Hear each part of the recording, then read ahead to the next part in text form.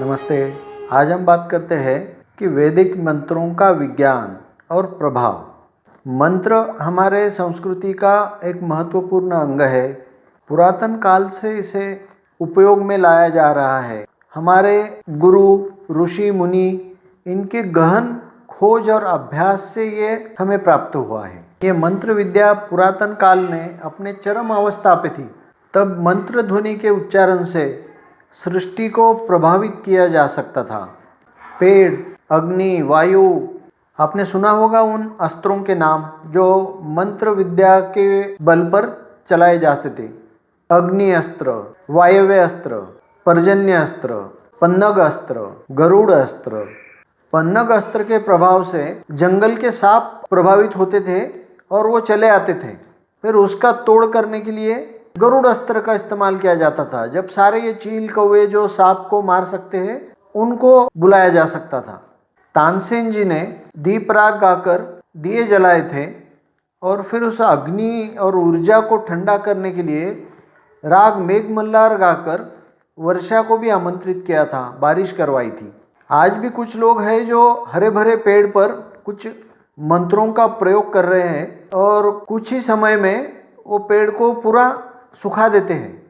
देखो, हमारा यकीन नहीं होता इन बातों पर, चमत्कार प्रतीत होता है क्योंकि हम सृष्टि के साथ एकात्मता खो दिए हैं। संस्कृत में एक श्लोक है, मननात् त्रायते इति मंत्रा, माने जो मन को तारता है, बंधन से मुक्त करता है, अशुद्धि को मिटाता है, हमारे मन, मस्तिष्क, चित्त और अहंकार के बिखराव को रोकता है, वो मंत्र है। मंत्र केवल ध्वनि या वाइब्रेशंस का मिश्रण है, स्पंदनों का कॉम्बिनेशन है। ध्वनि ये बहुत ही शक्तिशाली है, हर चीज पर इसका असर है। ठीक से उच्चारण करने से ये आपकी सृष्टि के साथ एकात्मता बढ़ाता है। मानो आपके लिए सृष्टि के आनंद का एक नया द्वार खोल देता है। ये सारी समस्त सृष्टि क्या है? ध्वनियों का एक जटिल सम्मेलन है, मात्र स्पंदित है। आप और हम भी स्पंदित है, सतत हमारा स्पंदन चल रहा है। ध्वनि ये सृष्टि का मूलभूत सार है।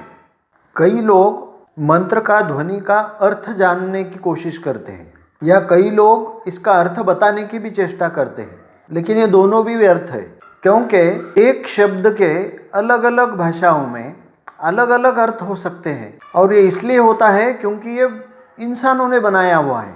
और जो ध्वनि है ये सृष्टि के सृजन का हिस्सा है। सारे ब्रह्मांड का हर एक घटक केवल ध्वनि का एक विशिष्ट स्पंदन है। जैसे हम हर स्पंदन को महसूस नहीं कर सकते, जैसे सांप कई सूक्ष्म स्पंदन को महसूस करता है, या फिर हाथी कई किलोमीटर दूर से अगर कई पानी का स्रोत है तो उसको महसूस कर सकता है। कई जानवर, कीड़े मकोड़े ध्वनि को उत्पन्न करते हुए स्पंदित हो रहे हैं जिन्हें हम समझ नहीं सकते। अगर सृष्टि का पूर्ण रूप से आनंद लेना है हमें, तो सृष्टि को सुनना होगा, सृष्टि पर ध्यान देना होगा, सृष्टि से एकात्मता बनाना होगा।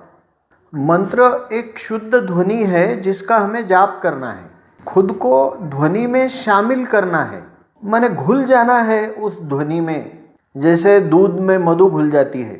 आपका अपना एक विशिष्ट ध्वनि का स्पंदन चल रहा है। जैसे हम कहते हैं कि सोहम, ये अजपा जप है, माने आप करते नहीं हो लेकिन ये होता है। माने क्या कि आपकी जो सांस अंदर और बाहर लगातार चल रही है, तो ये सांस का ध्वनि है सोहम। अंदर आने वाली सांस सो का ध्वनि करती है और बाहर जाने वाली सांस हम का ध्वनि करती है। तो अपने स्पंदनों को मंत्र के स्पंदनों के साथ मिला देना है। तो जब भी हम मंत्र का जाप करते हैं तो हम मंत्र के स्पंदन में घुल जाते हैं और एक नया पैटर्न निर्माण होता है स्पंदनों का। ये हमें ये ब्रह्मांड के पैटर्न के साथ एक होने में मदद करता है। इस सृष्टि के साथ, ब्रह्मांड के साथ हमारा योग घटित होता है और इसलिए इसे मंत्र योग या जप योग भी कहा जाता है। मंत्र जाप एक शक्तिशाली प्रक्रिया है, इसीलिए गुरु इसे अपने शिष्य को एकांत में देते थे। पूरी प्रक्रिया समझाते थे और इसे गुप्त रखा जाता था ताकि इसका महत्व और पवित्रता बनी रहे। मंत्र उच्चारण के 4 तरीके हैं। नए साधक है उनके लिए जोर से मंत्र का उच्चारण करना, ओम नमः शिवाय, ओम नमः शिवाय, ओम नमः शिवाय। दूसरा होता है कि फुसफुसाना, जैसा कान में फुसफुस आते हैं वैसा, ओम नमः शिवाय, ओम नमः शिवाय, ओम नमः शिवाय, इस तरह। और तीसरा होता है मन ही मन जाप करना। और चौथा होता है समूह के साथ जाप करना, माने अपने मित्र परिवार के साथ। हर तरह के मंत्र के उच्चारण का अलग प्रभाव होता है और सबसे ज्यादा प्रभाव सामूहिक मंत्र जाप का होता है। कलयुगे संघे शक्ति, माने कलयुग में संघ की शक्ति का बड़ा महत्व है। पुणे में एक रिसर्च किया गया था कि विट्ठल के जाप करने से हमारे हृदय की कार्यक्षमता में सुधार देखा गया है। हैदराबाद में रिसर्च किया गया था गायत्री मंत्र और सरस्वती मंत्र के जाप के प्रभाव पर।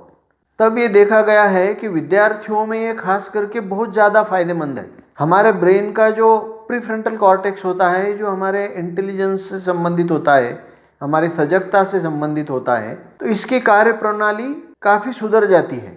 माने सजगता बढ़ती है, बुद्धिमत्ता में विकास होता है, परसेप्शन बढ़ता है। शिवरुद्र, गायत्री मंत्र, ओम नमः शिवाय। तो रिसर्च में ये पाया गया है कि ये तीनों मंत्रों का जाप करने से लिम्बिक सिस्टम की कार्य प्रणाली में प्रभाव होता है। माने मन में शांति ज़्यादा उत्पन्न होती है, अनिद्रा का समस्या कम होता है, या हेडेक का समस्या कम होता है, माइग्रेन का भी समस्या कम होता है। हमारा डाइजेस्टिव सिस्टम में सुधार देखा गया है। जिनको अपच का प्रॉब्लम है उनमें भी काफ़ी सुधार देखा गया है। वेगस नर्व पर भी सकारात्मक असर डालते हैं। सबसे मुख्य नर्व है जो हमारा हार्ट का फंक्शन, ये लंग्स का फंक्शन और हमारा डाइजेस्टिव सिस्टम को कंट्रोल करता है। तो ये तीनों कार्य को सुचारू रूप से संचालित करने में उपयोगी होता है।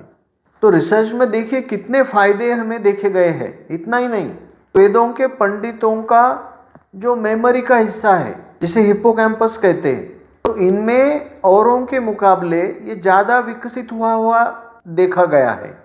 माने इनकी मेमोरी ज़्यादा शार्प हुई है। तो चलिए आप ये संकल्प कर ले कि रोज 5 से 10 मिनट का मंत्र जाप हमें करना है। आगे चलकर ये आपका बहुत ही बढ़िया निर्णय साबित होगा। छोटे छोटे मंत्र जाप से आप शुरू कर सकते हो, जो भी मंत्र जाप में आप कंफर्टेबल हो। ओम का भी आप जाप कर सकते हो, ओम नमः शिवाय का भी जाप कर सकते हो, ओम नमो भगवते वासुदेवाय का भी जाप कर सकते हो, या विट्ठल नाम का जाप कर सकते हो। और जो बड़े मंत्र होते हैं जिनका हम उच्चारण नहीं कर सकते, जैसा काल भैरव अष्टक होता है या फिर शिवरुद्र होता है, तो इनको आप सुनने से भी वही फायदा होगा।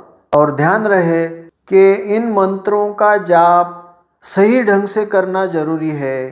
कोई फैंसी ढंग से या फिर किसी और तरीके से इसका जाप करना उचित नहीं है। मिलते हैं अगले वीडियो में, तब तक के लिए धन्यवाद।